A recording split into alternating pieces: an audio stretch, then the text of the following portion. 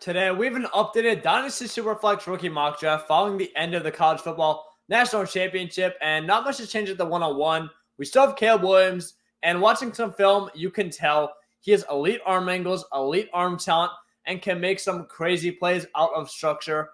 Now, with his, character concerns, I've come to the conclusion that if he falls out of the 101 in the real NFL draft, yeah, maybe we have some problems because no NFL team is passing on him because of his ability to throw the ball. He is a great player, but, these guys know a lot more about the players. They get to interview them, they get to talk to them than we do. So let's trust NFL team's judgment on that. I still assume he's going 101 in the NFL draft, which makes him the 101 in Dynasty Superflex rookie mock draft as well.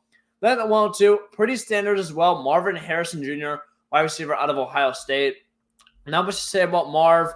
Didn't get to play in the college football national championship, unfortunately, but he just seems like a can't-miss prospect. Elite size, elite speed, elite hands, elite route running. And my tier 1 in Dynasty startup drafts right now is Justin Jefferson, CeeDee Lamb, Jamar Chase, and Marvin Harrison Jr. I think he is already in that tier 1 of guys. He is a elite player in college, looks to be an elite player in the NFL regarding landing spot. If he goes to the Patriots, maybe I'll second guess it, but for now, we're assuming that he goes to a pretty good landing spot or even an average one, like the Arizona Cardinals would be great, anything like that. Then at the 103, we have Drake Maye out of UNC. So I had Jayden Daniels higher than Maye in a mock draft where Jayden Daniels goes top 5 to the Patriots. If that happens, if Daniels gets top 5 to 10 draft capital, I am very confident in pushing him ahead of Maye. But the more and more research I did on Maye, the more and more I'm really come to like him. I was not really too familiar with his game as a runner, but he has a lot of rushing upside. And I was looking at some PFF stats, has a 31.3 rush EPA, which is basically a better version of rushing yards for college football. And that's 4th in the country. So I knew he's a good runner, but I didn't know he was an elite runner like that. Now, Maye is obviously a better passing prospect than Jayden Daniels. Daniels was great this year, but he doesn't have the same arm accuracy, arm velocity that Maye does. So it's going to be more of a project with Daniels. Maye, you kind of have the surefire thing, which is why NFL teams are looking at Maye ahead of Jayden Daniels right now. But that said, I still have Jayden Daniels at the 104 going to a team in the top 10. If he goes that high, I think you have to put him either 3 or 4. If he falls out of the first round, then we're dropping him down even lower. But we're kind of just going under the assumption that he's a first-round pick, ranking him at 4 at this point. Then Malik Nabers, again, he is being so underrated by a lot of people because he's not Marvin Harrison. But it's really not a massive drop. He was amazing in his junior year, catching 86 passes for 1.5 thousand yards, 14 touchdowns. But something that I really need to keep in mind is Nabers did this all at 20 years old, which a junior, that's not like, it's not like he was a sophomore. Junior is pretty, typical for breakout age of these college kids. But 20 years old is pretty young. So seeing him dominate at such a young age makes me confident he's going to have a fluid transition to the NFL. So with the 106, we have Brock Bowers, tight end out of Georgia. And it really seems like he's just been falling the whole offseason. And the more and more mock drafts I read, the more and more information I read about Bowers, I kind of am realizing that now it looks like he's going to be a top 10 pick in the NFL draft, which is unbelievable draft capital for these tight ends. It's so hard to go out and trade for an elite guy. And I think with Bowers, you're getting a future stud that's just going to sit on your dynasty team, develop, and going to increase in value over the long run, even if he doesn't, come out there and set the world on fire like we saw with Sam Laporta in his rookie season. But let's dive over to 7, where we have Rome Odunze. Odunze really is the first player that is going to be impacted by the national championship game. I don't love Odunze as much as everyone else, even though I was rooting for Washington. Do like Odunze, but I think he kind of didn't look great in the national championship game. I know he had a decent stat line, but he wasn't, really able to win consistently and get a ton of separation like he was all season against these Michigan corners. I think a lot of it was they were kind of holding him all game, which is unfortunate. But with that, we'll see where he lands. I'd almost rather have Bowers because if he gets higher draft capital than Odunze and he's a tight end, I think that just kind of makes the pick for us. Then we're going Emeka Egbuka, wide receiver out of OSU. He is still my wide receiver behind Odunze. I think he's a stud. You know, we saw what he did as a sophomore at Ohio State, was unbelievable, and put up a 74, 1.1 thousand, 10 touchdown stat line with CJ Stroud. Now he drops down to Kyle McCord, but we see Kyle McCord comes out, transferred to Syracuse. We see him going, oh yeah, low-key, it kind of was part of my decision that Syracuse has an easy schedule. Like, McCord is just not that guy. Like, he is just – it just shows that how bad of a quarterback he was. Marvin Harrison had a drop-off, and McCord just couldn't support two elite receivers, and Marv is obviously better than Egbuka. But Egbuka is still great in his own right. Believe he's going to be that, you know, maybe not alpha X receiver, but he's going to be more that PPR slot type of guy. Then at 9, we have Michael Penix. And I really want to keep these player evaluations a little shorter since we were doing 2 rounds in this video. But I'm not knocking him as much as everyone else is going to be for the national championship game. Now, before the game, I think he was a, you know, borderline first rounder, maybe a late first round pick to even mid first round pick. Now it kind of just seems like he is a mid second round pick, and that's just kind of it. It doesn't really seem like anything he can do in the combine is going to boost him up, but it really just answers the questions that we're having all year. Can he make plays when he's blitzed and when he has to set his feet, when he's not able to set his feet, move around the pocket, get off his spot? And the answer in that game was no. But at the same time, you also had him probably playing injured. He looked very, very beat up. You got a horrible offensive line. Wide receivers were not getting much separation at all. Washington just looks like a mess all game. You see Odunze runs the wrong route that people are blaming Penix for, and that 4th and 15 or 4th down early on in the game. Odunze had another wide receiver miss another ball, a holding to Odunze on that deep ball. I know if you might not know what I'm talking about, but just all game, it seemed like things weren't going Penix's way that weren't necessarily his fault.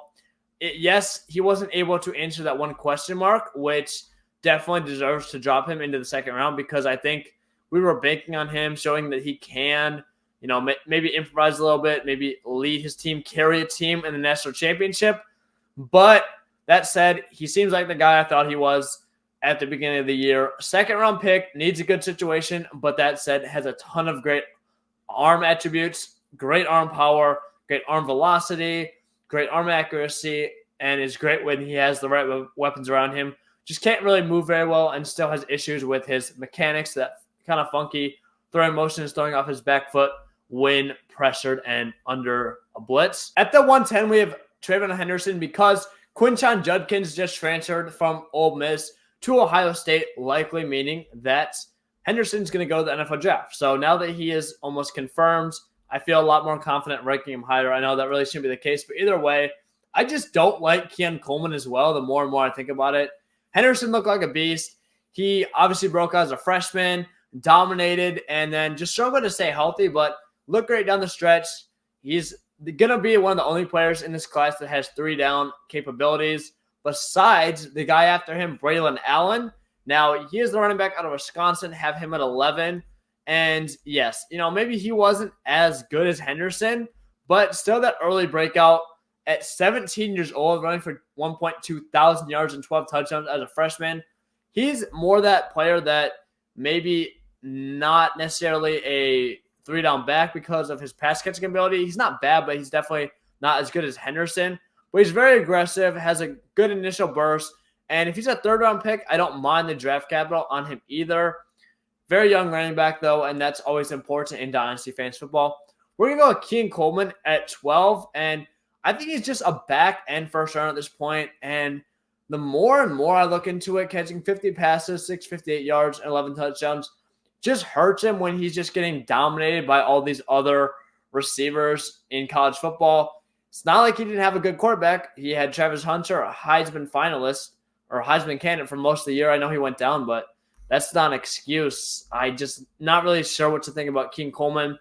It's really hard when you don't produce in college with a good situation to make me think that you're really going to produce in the NFL with a, you know, going up against even bigger, faster, better guys, and you're maybe in a worse situation as well. That said, the talent is there. And none of these guys in the back end of the first round to early second have perfect situations or, perfect attributes anymore. So that's not as big of a concern.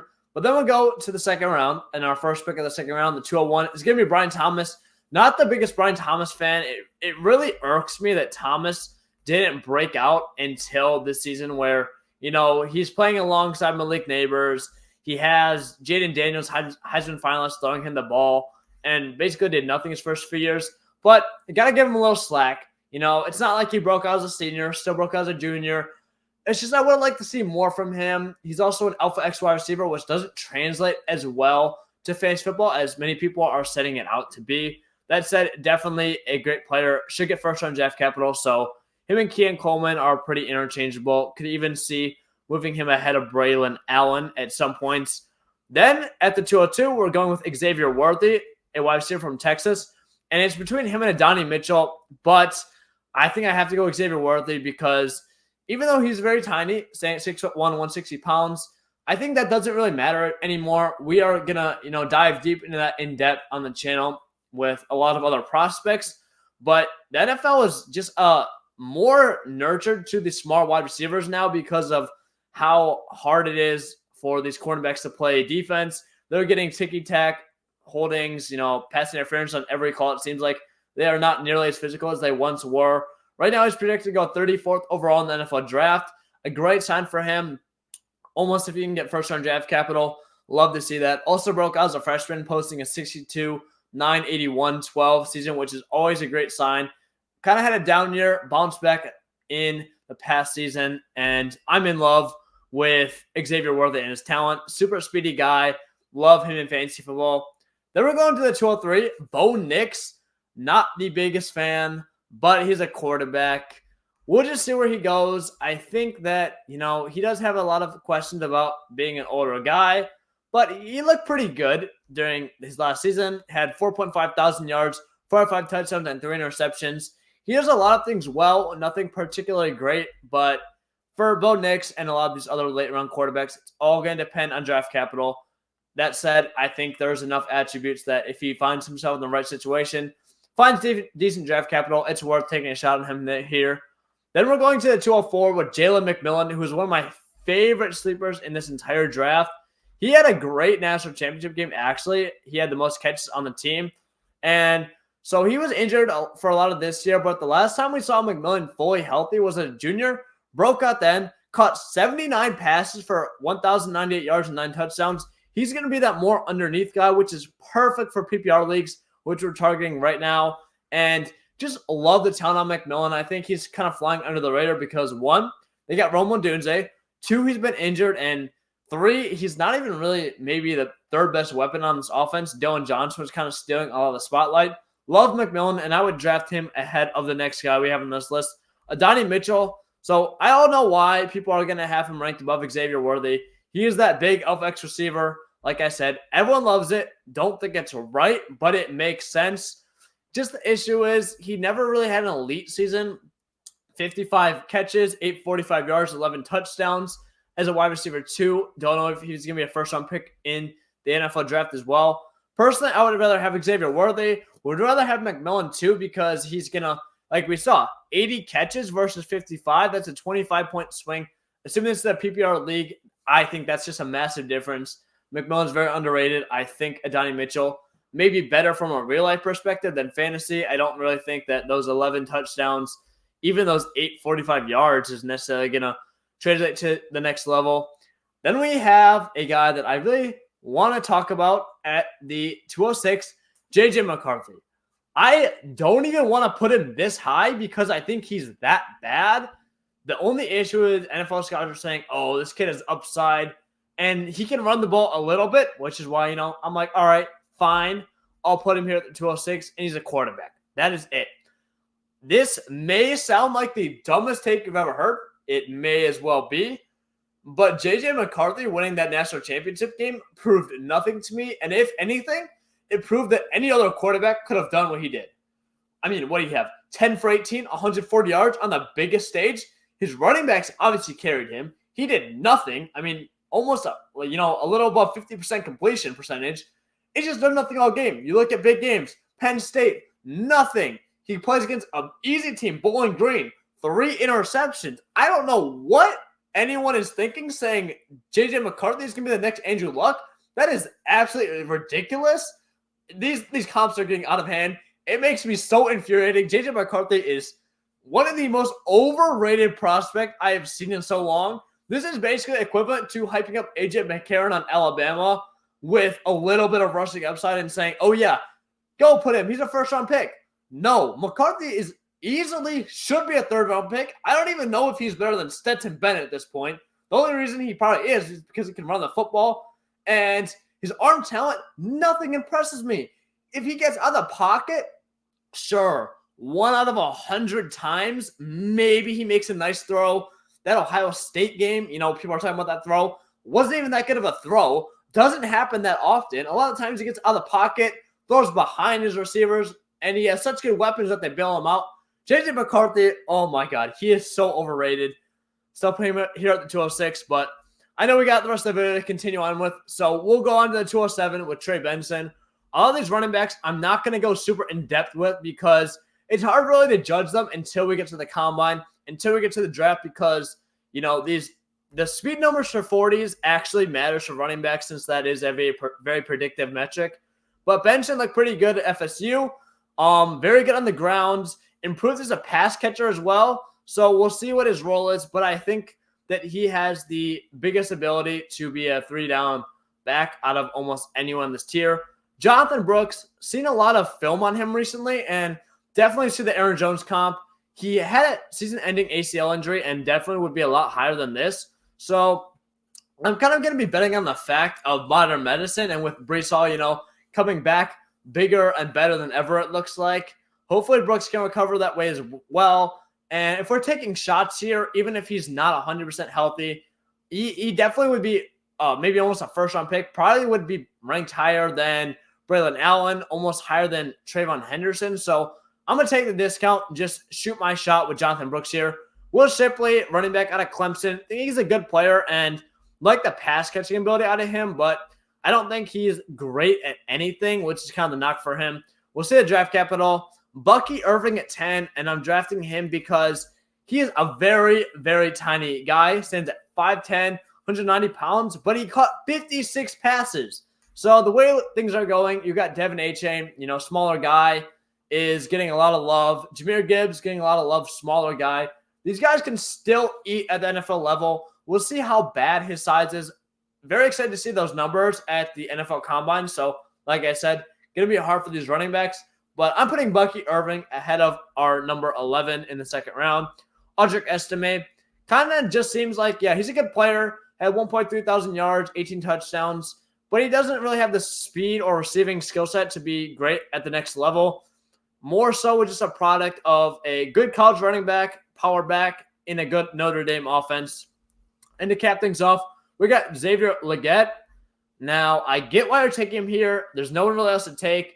Never did anything until his 5th year at South Carolina. I mean, yeah, he had never had more than 20 catches for 200 yards before his 5th year senior season. So maybe he improved dramatically. Looked great on film in his last season, but more often than not, this is a dead giveaway. Let's not draft Xavier Legette too high.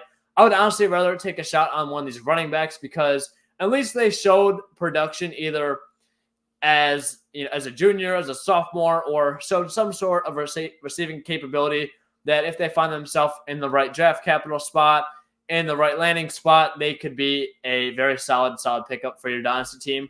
But that's it. That's going to wrap things up. I hope you guys enjoyed the video. If you did, be sure to like, comment, subscribe, and I'll see you guys in the next one. Thank you guys so much for watching, and peace.